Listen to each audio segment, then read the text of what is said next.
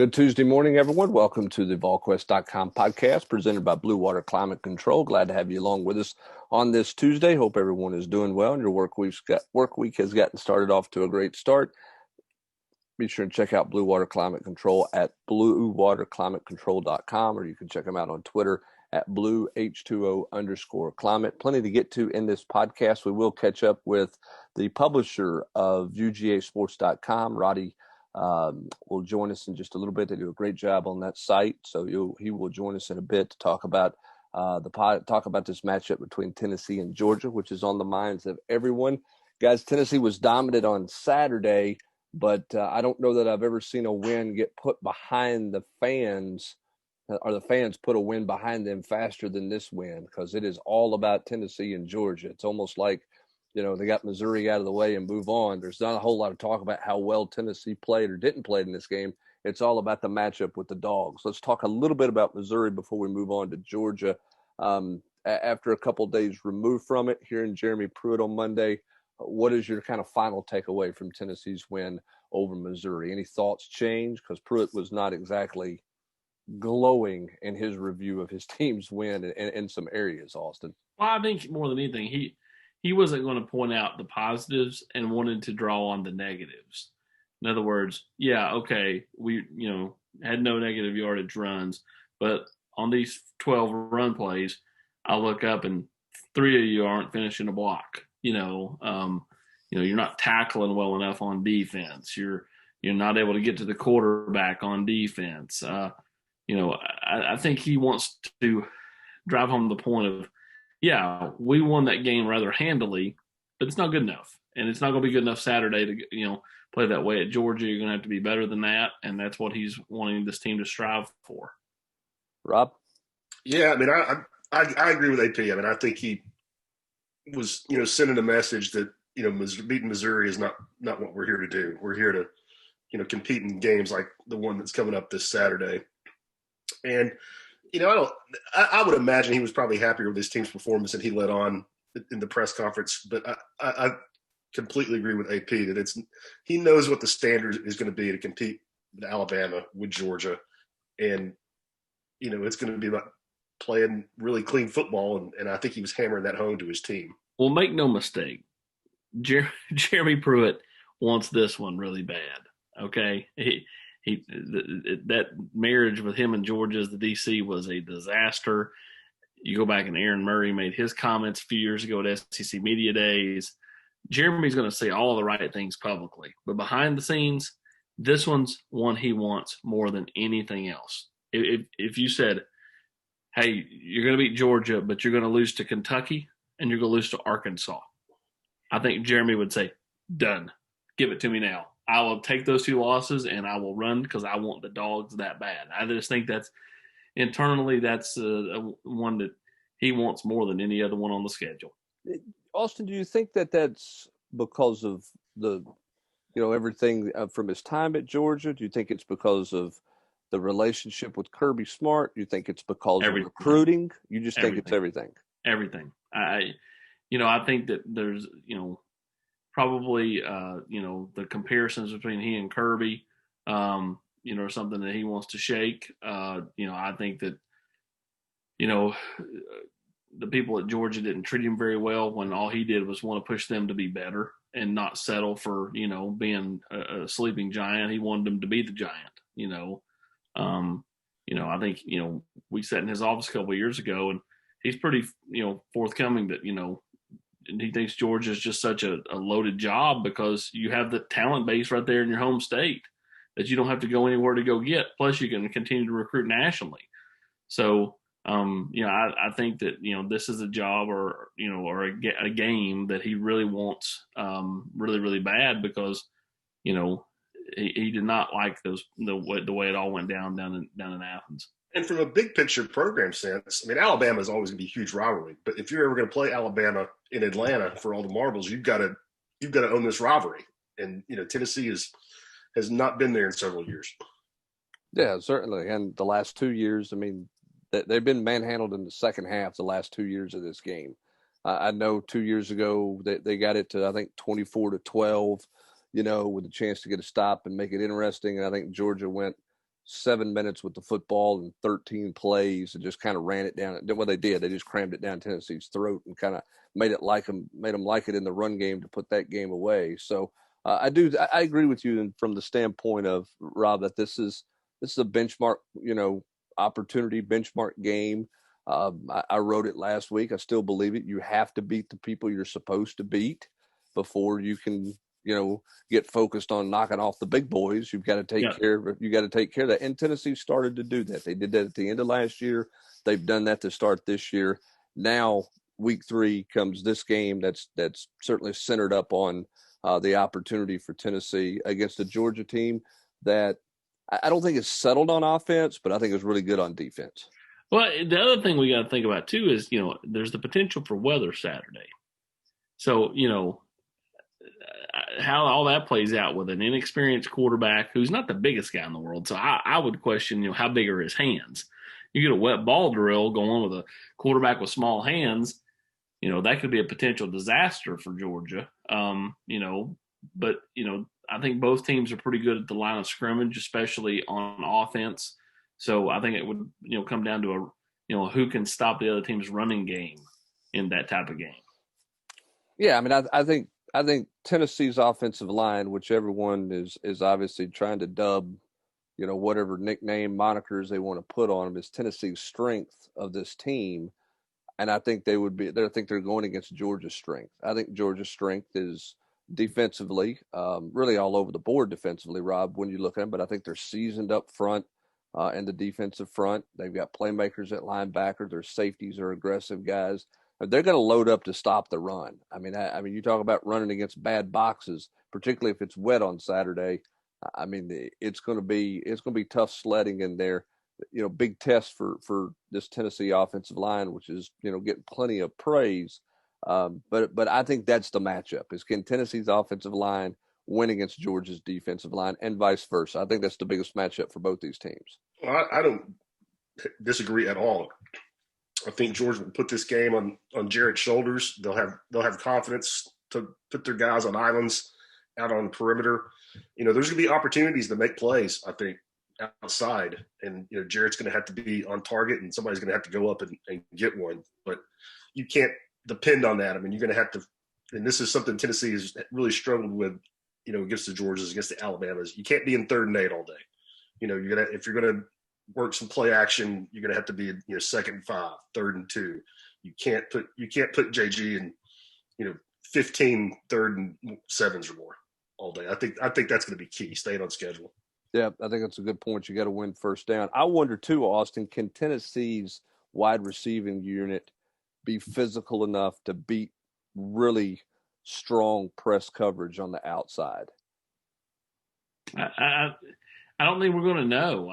They weren't that great at it Saturday. I'm going to go with, they'll have to kind of prove it to us, and I don't think you'll know till Saturday, how much more run does Jalen Hyatt get just to stretch the field, just to use his speed to stretch the field a little bit. You take a couple of deep shots, even if you don't connect on them, it makes Georgia be honest a little bit more.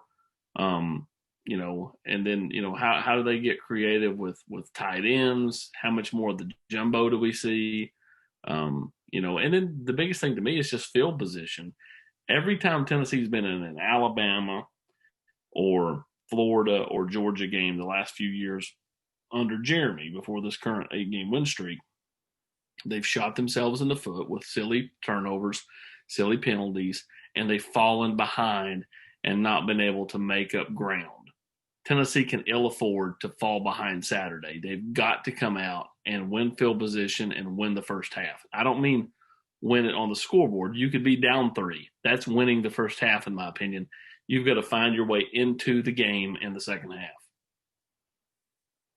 Yeah, I mean, I think that, Rob, when you go look at what Georgia did to Auburn, I think that's the thing that happened with Auburn. That game got away from them before it ever got started. Yeah, and they never committed to run. They just kept throwing it. Yeah, well, because obviously they didn't think they could run the football at all, and yeah, I think their O-line is suspect, and I think Georgia's really good. I'm not trying to say that's the reason they couldn't run, but I think going back to doing the previews before the season, they had some big question marks up front. Yeah, I don't think Kirby Smart's comment on Monday about how Tennessee's better, he thinks Tennessee's better than Auburn. I don't think that's just coach speak when you look at the line of scrimmages. Now, I'm not saying that means that's an automatic win for Tennessee later in the year when they play Auburn, but I'm saying when you look at what I think Kirby Smart was talking about on Monday in this matchup, that this offensive line, this line of scrimmage that Georgia's going to play Saturday, opponent is better than the first two opponents that they've played. I mean, it's they're better. I mean, Tennessee's better in the line of scrimmage than Arkansas, and I think they're better in the line of scrimmage than Auburn. So that's what makes this, to me, an intriguing matchup, and we'll see exactly where Tennessee is at. If you're Jeremy Pruitt, I mean, you're obviously worried about it, but how worried, Rob, should they be about where Brett Samagle is at 1-3? It's hard for me to say if is that just an anomaly. I mean, you're talking about a guy who had one of the best seasons for a kicker in program history just last year. I mean, he's 23 to 27. He had a couple makes from outside 50. But then again, kickers are like, golfers on the putting green. Sometimes, it gets snowballed and it goes bad. Which is why that first kick Saturday, because I'm sure the kid will end up attempting a field goal at some point Saturday, which is why that next kick is so big. Because if he knocks it down, the kid does not lack for confidence. He's a very confident kid. But Rob hits the nail on the head. It becomes mental at some point. I mean, go back and look at the start of the Titans season. There's no way statistically the most accurate kicker in NFL history does what he did that night, but then somehow got the ship righted in the right direction and has been golden ever since. Yeah, I mean, he's been so good for so long. I think that he's just had a fluky start to the season, but still, I mean, it's something that you didn't think you were going to have to worry about. And now we're talking about it here in Georgia game week. Yeah, I mean, I think if he doesn't make the first one, then if you're Jeremy Pruitt, you got a lot of pause about what your range is with him and where your confidence level is with him. Later on in the game, if you're going to need a critical kick, I think special teams. Well, the whole week is going to be talked about, the line of scrimmage, and that's the key to this game. I think is the line of scrimmage. I do think special teams could play a key part in this. Georgia's pretty good in the return game. They've shown some flashes through 2 weeks of being pretty effective in the return game. I think Tennessee's coverage teams are going to be challenged. I think that's a big part of this game as well. I mean, Paxton Brooks needs to hit it well, in terms of kickoffs and not give opportunities there, because Georgia has been good at flipping field and giving themselves some great starting position. They were good against Auburn in the return game. They made a couple of plays against Arkansas in the return game as well. They got that opening kick the other night, went right down basically the midfield, and that gave them great field position. Hugs. Yeah, Tennessee's going to have to be good in coverage in this game for sure. All right, we're going to talk more about Georgia throughout the week in terms of the matchup and everything else. I do want to ask this couple quick questions here, just kind of random things. Austin, how big is this game for recruiting? Is it overblown in the minds of some fans that the game hinges on getting guys, not just for this class, but maybe the establishment for 22 players in 22 or 23? You think it's a big deal? It's a big deal that you don't. It's a big deal that you show progress. Like, to me, you don't have to win the game to get Amarius Mims, but you can't lose by 21 points and think that's going to help you. I mean, like, I get what fans are saying. We can't have close losses aren't a win anymore. I agree with that, but in recruiting, if you have a close loss, it does not destroy you like if you get run out of the gym or run off the field in this instance. So, I think it's a lot about how Tennessee looks Saturday. Interesting. Rob, on the hoops recruiting front, where do you think they are with Jabari Smith? I mean, I think it's Tennessee or Georgia. I've had people tonight. I've reached out and talked to several different people that cover, both sides of it, that are, cover recruiting nationally. The answer is Tennessee or Georgia. Some people lean Tennessee. Some people lean Georgia. And to me, I mean, I give Tennessee the edge. I may end up looking wrong on Friday. I mean, Auburn is in the mix too. I wouldn't totally discount them. Let me throw that caveat in there. But I think winning. I've met this kid. I've spent some time with him. I think winning is important to him. I mean, I think Georgia's pushing the whole Anthony Edwards thing. Stay here. Your parents can drive 45 minutes after work on Wednesday night, come and see you play, and be back home, sleep in their own bed, and you can go be a top 5 pick next year after at Tennessee. I mean, he's going to play with Kennedy Chandler, the best point guard in his class. He's been around this kid. He knows how good he is. Tennessee should be bringing back a nice veteran core by the time he's on campus. I mean, Tennessee should be set up to compete for the SEC championship, make a run. That's just not the case at Georgia. That, to me, is I think Tennessee's going to get good news on Friday, but this is not an AP story written wink, wink situation. But if I had to bet, I would sitting right here when we record this, I would bet Tennessee. Well, Rob, that is because AP's not made that phone call yet. Well, interesting. It's all about Tennessee and Georgia this week, both on the hardwood and on the football field as well. So tons of talk and a lot of fun. And it's from a covering it standpoint, it's nice to be in a game where there's this kind of conversation against an opponent where you could talk about the breakdown and say, hey, Tennessee's not taking a knife into a gunfight, so to speak, or they go into this game with talent and a chance to win the football game. A little bit, in my opinion, a legitimate chance to win the football game, even though they're a heavy underdog. I think that's surprised by that number. Were you surprised?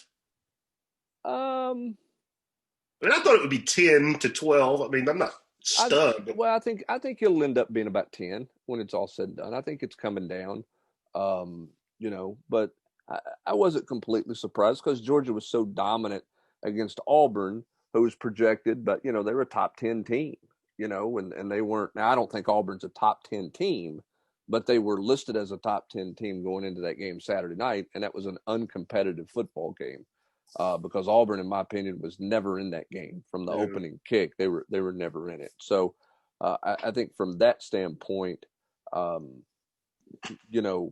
number didn't completely surprise me, but I do think it's a credit to Jeremy Pruitt and his staff as to how much they have flipped this roster and what they've done with the returning players and their development to get production out of them, that this game is one that's got people excited to watch. And I don't just mean Tennessee fans and Georgia fans. I think there's a lot of people around the country that are going to have their eyes on this game on Saturday because I think it's, arguably the best matchup in the country between two teams that know each other really well, and it's going to have a lot of intensity, that's for sure. Hey, before we get an update on the Georgia Dogs from the Georgia perspective, let me tell you a little bit about our friends at Blue Water Climate Control. Be sure and give them a call if you have any HVAC need. Give them a buzz at 865-299-2290, or you can go to their website, bluewaterclimatecontrol.com. You can book an appointment online. They're going to send a technician out to see what you need. They're not going to give you a sales pitch on a new unit if you don't need a new unit. If it's a simple repair, they're going to take care of that. If it's a major repair, they're going to break it all down for you for what you need and what works best for your house and your situation. So be sure if you're in the market or have a need for any heating and air work, be sure and check out Jeremy and his staff at Blue Water Climate Control. Back on the Blue Water Climate Control Volquest.com podcast. Happy to welcome in to the program the publisher, UGAsports.com, Roddy Nabulsi. Roddy, first of all, thanks for joining us. Secondly, give me your thoughts on Georgia 2 games in. Just your overall big picture of the Bulldogs 2 games in. Overall picture of the Bulldogs 2 games in, great defense, good special teams, a lot of question marks in the offense. I know they look good against Auburn, but still, that's a lot of questions. I mean, you have 2 offensive tackles who went in the first round of the NFL draft. You've lost Cade Mays to Tennessee. You had Solomon Kinley, a junior, who is your left guard. He is now the starting guard for the Miami Dolphins. You lost tight ends. They have zero experience in their tight ends. So got good running backs, but again, those guys are inexperienced. So it's just, again, a lot of question marks for the offense. But that's the overall, 30,000-foot view of the Georgia Bulldogs. I think both of these offensive lines are interesting because Tennessee obviously had a big day against Missouri, put up a lot of yards. Yep. They bring back a lot of experience. Georgia physically was good against Auburn, and I know Auburn has lost a lot. How much confidence does Georgia take from that? Is there potential false confidence there when you look at Auburn? Did you kind of anticipate Georgia being able to push Auburn around a little bit up front, or did that surprise you? No, I expected it. When you have a big monster like in Cleveland, pushing guys around, he's not going up against Derek Brown this year. He's not dealing with Marlon Davidson. That Auburn and Kirby Smart today he said Tennessee's better than Auburn. Auburn is not. They did not replace that defensive front with Derek Brown. So, and that's not a shot against Auburn. That's just recruiting reality. You and I live this and breathe it. We know who's recruited well on the defensive front and who hasn't. And there aren't a whole lot of Derek Browns out there. So Georgia's able to push those guys around, and that could give them a very false sense of security because they weren't able to do that against Arkansas. It's not like all of a sudden, it's a completely different team. It's the same players. Now, I do think that maybe putting Warren McClendon out there at right tackle, that helped a lot. And their interior, their defense, offensive line got a lot better. Trey Hill blocked better.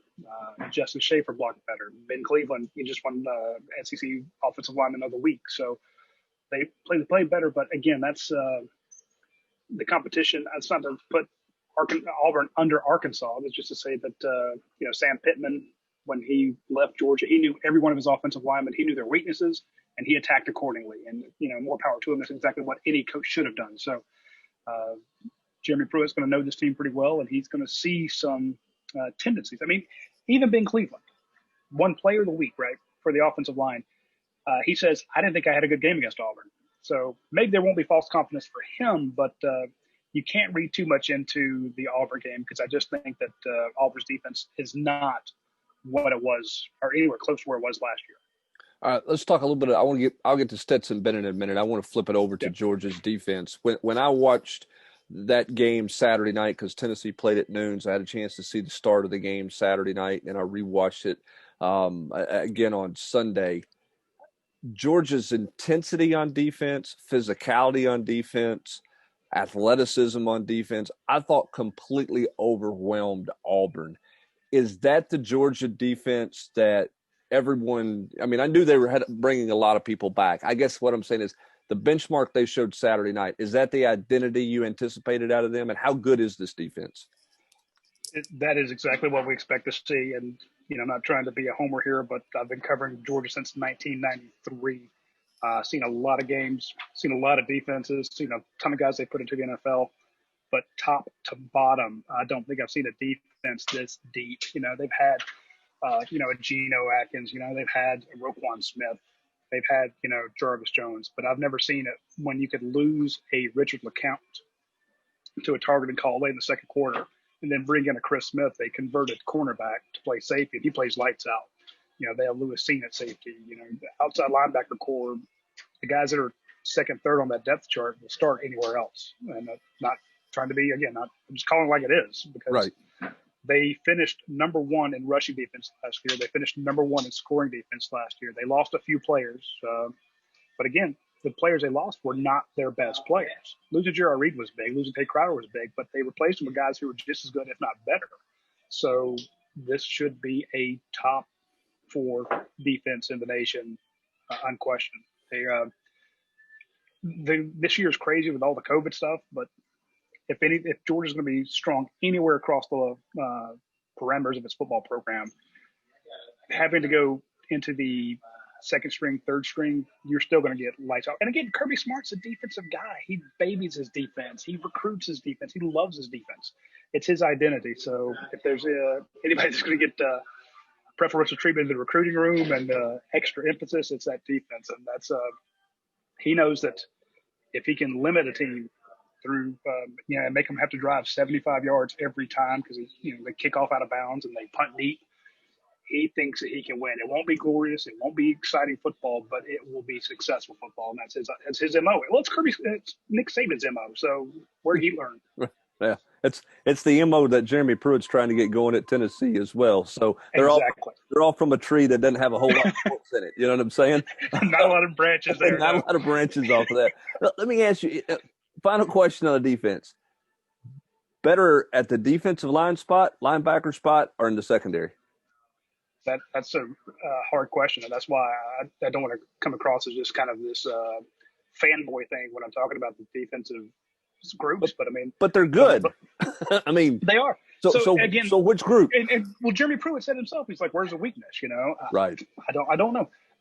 They have a secondary with a 5-star cornerback, a 4-star cornerback, one of the fastest players in college football at cornerback. You got Lewis Senior, Richard LeCounte at safety spots. All SEC performer and a future All SEC performer. And Keely Ringo, number 1 cornerback in the nation, 5-star guy. He's not even playing. So that's just gives you an idea how great they are in secondary. Defensive front, Jordan Davis, Jalen Carter is going to be a monster. Jalen Carter we severely underrated him at Rivals, and we had him in the top 50. We should have had him at like number 5. It's like he's playing as a true freshman. He's gotten out there. Jordan Davis, all SEC performer. Malik Herring, the highest graded player on Georgia's roster last year when the Pro Football Focus thing. So your defensive front is legit. And your linebacking core, you have Azeez Ojulari, all SEC. Nakobe Dean, freshman all SEC. Monty Rice, senior leader, led the team in tackles. That's not Adam Anderson, another 5-star guy. It's just their outside linebackers, inside linebackers are all, number 1 JUCO player in the nation, Jermaine Johnson. I'm just saying that linebackers, front, and secondary, there isn't a weakness. There isn't a way to attack them well. I'm sure that Jim Chaney can find it because he knows them too. He's coached them, but there's no obvious weakness to go after. You can't pick on the secondary. You can't run it down the throat. All right, let's flip it back to the offense. Jamie Newman. Then you had JT Daniels come in. I mean, who had Stetson Bennett in the pool to be the starting quarterback for Georgia week 3 of this football season? Nobody did. And here's the funny thing. When Jamie Newman opted out, everyone was telling me who is not close to the program. Some of the people on the Georgia beat, the hot take artists on the beat. I'm not going to name them, but there are a few, the ones that got to get all those clicks. They're like, Jamie Newman opted out because JT Daniels was beating him in practice. I'm like, oh, well, that's interesting. No, none of the people who go to practice tell me that. If that's what you think. And then it came down to this is JT Daniels' team because Newman's gone. I'm like, oh, okay. And then, we started talking about Dwan Mathis and hear more about him. And the narrative came down that it was a race between the two of them. And we broke the news that JT Daniels was likely not going to be cleared. Like, hey, don't expect this guy to be cleared. And he wasn't. And so it was Dwan Mathis's ball game, or the ball was given to him. All we ever heard about Stetson Bennett was in the first scrimmage, he was running with the 3s. Now, Kirby Smart said that all 3 of his quarterbacks, JT Daniels, Dwan Mathis, and Jamie Newman, all got snaps with the number 1s to see what they could do. Carson Beck, the freshman quarterback, got reps with the 2nd string to see what he could do. But he had Stetson Bennett running with the 3rd string because he knew what he could do. And so you start out at 3rd string guy, but again, you know what you're getting with him. And here's the thing I'll say about Stetson Bennett. Kirby hates uncertainty. If you tell him, hey, this quarterback can't run, or this quarterback can't throw, or this quarterback can't read a defense, as long as you know what he can and can't do, you can. It's like the stock market. You have to have it baked in. It's uncertainty that drives him crazy. So if he knows what the guy's limitations are, you coach around that. With Dwan Mathis, he has a super high potential. Guy has a rocket arm, one of the 5 fastest players on the team, but his play is inconsistent. That drives them crazy because they're not sure what to call. Whereas if you know what Stetson Bennett's going to do, you call that. So we should have had him in the pool. He was number 2 last year behind Jake Fromm. But we had all these new toys that came in. Dwan Mathis is cleared. JT Daniels transfers in, the 5-star. Jamie Newman comes in from Wake Forest. Carson Beck comes in from Jacksonville. And you're kind of like, oh, yeah, that old reliable car we have outside, that's pretty, but we're not going to drive it because, we got all these new vehicles. So what it sounds like what you're telling me is this team is built the way Kirby wants this team to be built. Mostly he wants a lot more consistency on the offensive line. He had it last year. And, Jim Chaney, Jim Chaney mentioned it, and Sam Pittman did too. In years past, they would talk about bully ball, where you may not be running for 5 and 6 yards at a time in the first quarter, but by the middle of the 3rd into the 4th, you're just leaning on a defense and just pounding them down. Kirby doesn't like to go to the air. as much. He's a defensive guy. He knows that if you can just run the ball, that's ball security. He knows that ball security means less opportunities for the other team to score. You control the clock. You wear them out. So that's what he would like. But give him a team that has a strong defense, strong special teams, and an effective running game, which, again, we saw that. Didn't see in the first game, but we saw in the second game. And that is what Kirby Smart wants. All right, we'll go out the door with these two questions. One, couple biggest keys for Georgia to handle Tennessee or to win this game at home. They're obviously a heavy favorite. What's key for Georgia? Give me a couple quick keys for Georgia. First and foremost, you got to limit the turnovers. I know everyone always rolls their eyes when you mention that, but you've been doing it a long time. Every coach you've ever covered, the first thing you ask them, hey, coach, what do you need to do this weekend? We can't have any turnovers. You got to win the turnover battle. It is the grease on which the axle goes around when it comes to college football. You can't have 2 turnovers, give the other team 2 more opportunities to score, deny yourself 2 opportunities, and hope to be successful. And they've got to stop the penalties. They could have hung an additional 10, 14 points on Auburn last week, but they had another 9. They had 12 the week before. This is a team that has been shooting itself in the foot every time they get something going well, or anytime they get a big play. A lot of times it's called back. It's just, and they're dumb penalties, So they just got to stop that too. But again, penalties, turnovers. They can play a clean game Saturday.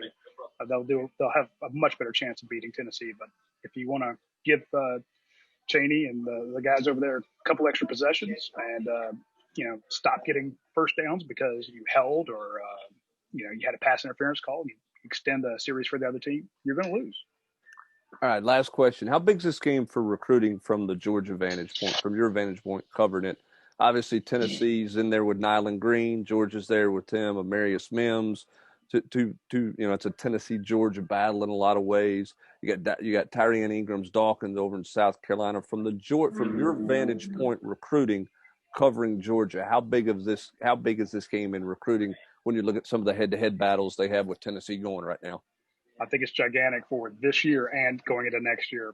Georgia is, in the rivals rankings, the back-to-back recruiting number 1 team.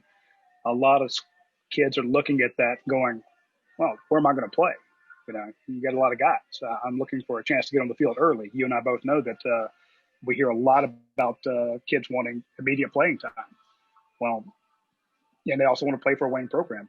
Jeremy Pruitt is a hell of a recruiter. We saw that when he was here at Georgia. He's a monster recruiter. And now he's showing all sorts of success at Tennessee. Tennessee is now a much more likely option for some of these top kids. So they're also saying, look, and there's a little bit more room on the depth chart for me to get in there and play. And Kirby knows how to, recruit against Georgia. He recruited against Alabama when he was here. He's recruited against Clemson. The guy's not afraid of a recruiting battle. He lives for it. So it would help Georgia a lot if they were able to beat Tennessee and say, look, we got room for you. And even though Tennessee's an up-and-comer, we're still, Georgia. So that would be a big win on the recruiting trail for Georgia to do that. Think about that if they lose. Jeremy Pruitt's like, hey, do you want to go? We beat Georgia. Why are you going to go play there? We're the up-and-comers. We're better than they are, and we just proved it on the field. So this game will have huge repercussions in those recruiting battles of this year and going into next year.